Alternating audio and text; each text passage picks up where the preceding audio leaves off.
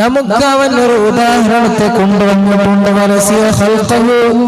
അവന്റെ സൃഷ്ടിപ്പിനെ തന്നെ അവൻ മറന്നു കളയുകയും ചെയ്തിട്ടുണ്ട്. അവൻ ചോദിക്കുന്ന ചോദ്യമാണ്, എല്ലിനെ ആരാണ് ജീവിപ്പിക്കുക? ബഹിയിറങ്ങിയും അത് ദ്രവിച്ചു പോയ അവസ്ഥയിൽ, ദ്രവിച്ചു പോയ എല്ലാണല്ലോ മനുഷ്യൻ മരിച്ച് മണ്ണിലേക്ക് അവനെ കടത്തിക്കഴിഞ്ഞാൽ അവന്റെ എല്ലെല്ലാം ദ്രവിച്ചു പോകുന്നു. ആ ദ്രവിച്ചു പോകുന്ന എല്ലിനെ ആരാണ് രണ്ടാമതായി അതിന് ജീവൻ നൽകിയിട്ട് പുനർജന്മത്തിലേക്ക് കൊണ്ടുവരിക എന്നാണ് അവൻ ചോദിക്കുന്നത്. നബിയെ തങ്ങൾ പറഞ്ഞു കൊടുക്കണം, അതിനെ ജീവിപ്പിക്കുന്നത് അല്ലദീ ഒരുത്തനാണ്, അതിനെ സൃഷ്ടിച്ചുണ്ടാക്കിയിരിക്കുന്നു. അവ്വല മറ, ആദ്യത്തിൽ അല്ലാഹു തന്നെയാണ് ഇതിനെയും സൃഷ്ടിക്കുക എന്ന് പറഞ്ഞു കൊടുക്കണം.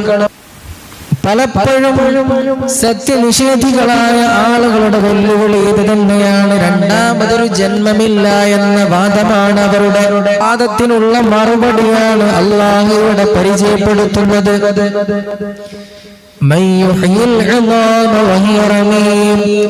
ദ്രവിച്ചുപോയ എല്ലിനെ ആരാണ് രണ്ടാമത് ജീവിപ്പിച്ചു കൊണ്ടുവരിക എന്ന ചോദ്യത്തിനുള്ള മറുപടിയായിട്ട് അല്ലാഹു പറയുന്നതാണ്, നബിയെ തങ്ങൾ പറഞ്ഞു കൊടുക്കണം,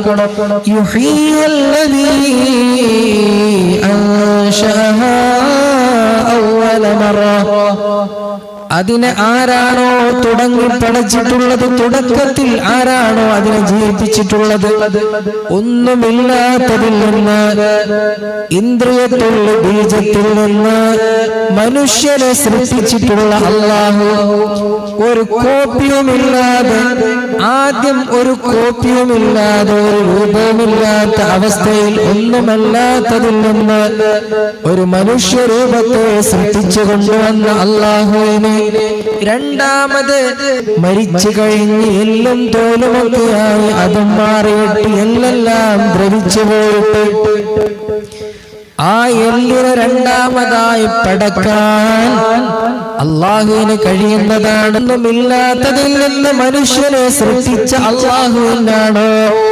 ആ സൃഷ്ടി മരണപ്പെട്ടതിനു ശേഷം എല്ലിന് ജീവൻ കൊടുക്കാൻ ബുദ്ധിമുട്ട് എന്നതാണ് ഇതിൽ ആശയം.